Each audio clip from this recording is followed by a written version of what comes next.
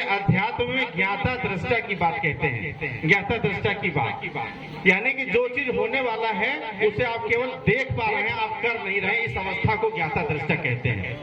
तो आप जो है ज्ञाता दृष्टा बनकर के इस कहानी को सुनिएगा। छोटी सी बात है, कहानी तो कुछ है नहीं। बात ये है, सब लोग बैठ गए हैं क्योंकि जब तूफान आने वाला होता है तो उसके पहले बड़ी खामोशी होती है। आपको खामोश इसलिए कर रहा हूं कि आपको हंसना है, इसलिए। तो जब मैं घर से आज निकला तो ये ड्रेस जो आप देख पा रहे हैं जिसको मैंने आज पहना हुआ है, या यूं कह लें कि भगवान ने आज पहना दिया है, मैं क्या हूं? मैं तो निकालना पड़ता है, गीता की पहली बात है।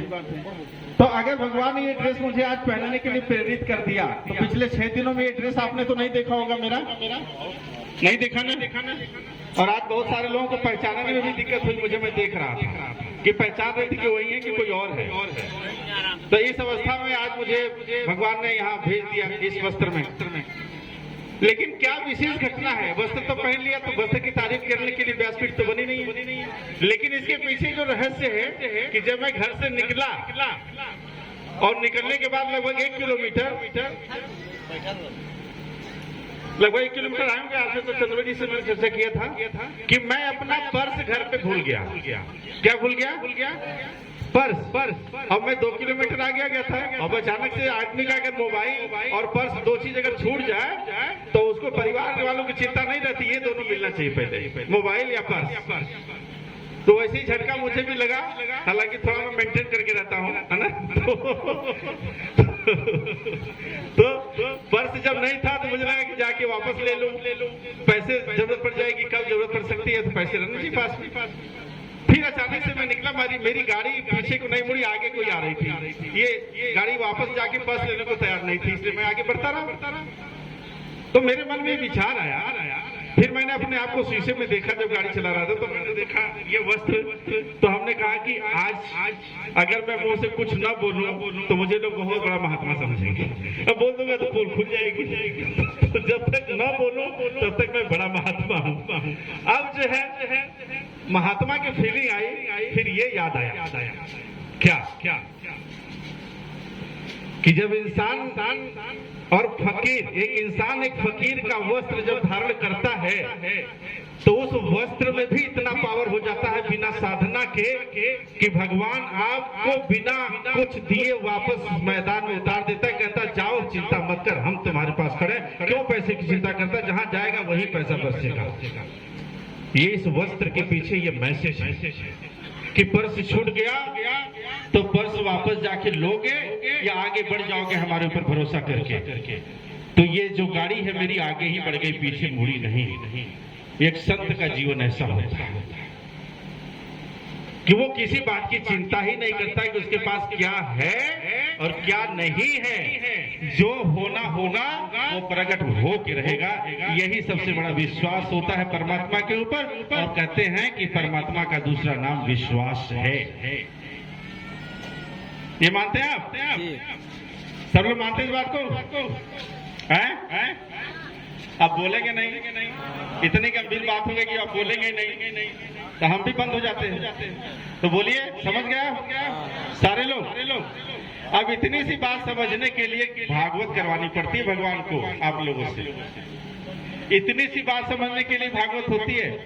इसलिए अपने जीवन में होने वाली छोटी छोटी घटनाओं को समझना शुरू कर दीजिए, नहीं बड़े कष्ट में रहेंगे।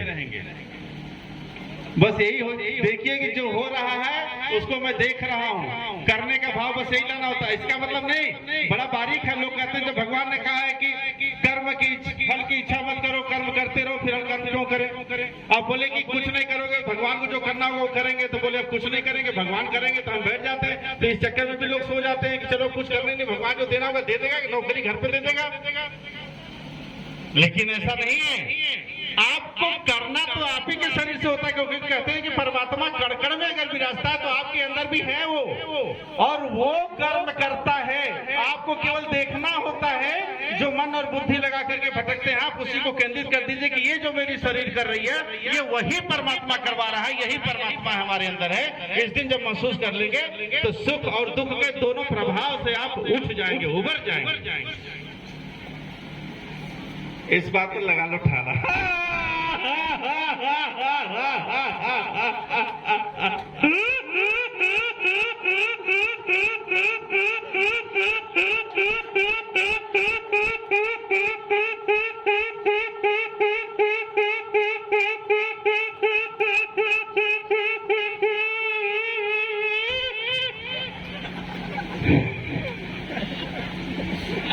आप बताओ किसकी औकात है जो हंसेगा? अभी किसी की औकात बची है हंसने की तो बताया करो। हेलो, जब माइक की औकात नहीं बची। हेलो, ये माइक की औकात ही खत्म हो गई। क्या नहीं मिला हंसने का? जितने लोग माइक पर बोले आपको ये करना चाहिए, आपको वो करना चाहिए, कष्ट से ऊपर जाएंगे, भगवान बड़ी रक्षा करेगा, बस लगे रहिए आप। यही तो सुना माइक ने, तो हंसेगी कैसे बेचारी? कभी ठहाका सुनाओ तब तो हंसे। अब जब से कथा हो रही तब से माइक भी हंस रही है।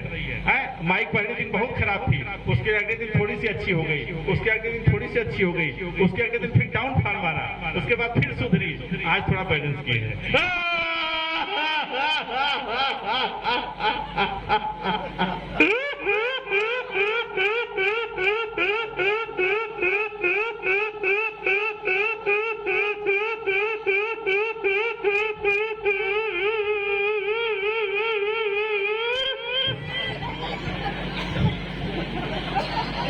म्यूजिक पे हंसना है क्या?